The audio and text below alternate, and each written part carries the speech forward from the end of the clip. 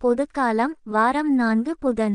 நற்செய்தி வாசகம். மார்க்கு எழுதிய நற்செய்தியிலிருந்து வாசகம் 6:1 முதல் 6 வரை.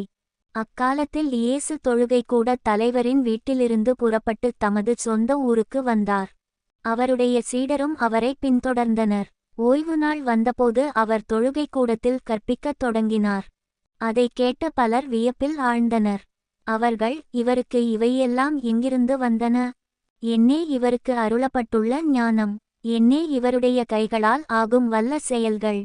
இவர் தச்சர் அல்லவா? மரியாவின் மகன்தானே? யாக்கோபு, யோசே, யூதா, சீமோன் ஆகியோர் இவருடைய சகோதரர் அல்லவா? இவர் சகோதரிகள் இங்கு நம்மோடு இருக்கிறார்கள் அல்லவா? என்றார்கள்.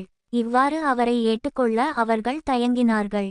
இயேசு அவர்களிடம், சொந்த ஊரிலும் சுற்றத்திலும் தம் வீட்டிலும் தவிர மற்றெங்கும் இறைவாக்கினர் மதிப்பு பெறுவர் என்றார்.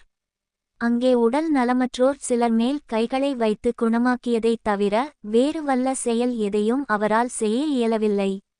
அவர்களது நம்பிக்கையின்மையைக் கண்டு அவர் வியப்புற்றார். அவர் சுற்றிலுமுள்ள ஊர்களுக்குச் சென்று கற்பித்து வந்தார். இது கிறிஸ்து வழங்கும் நற்செய்தி.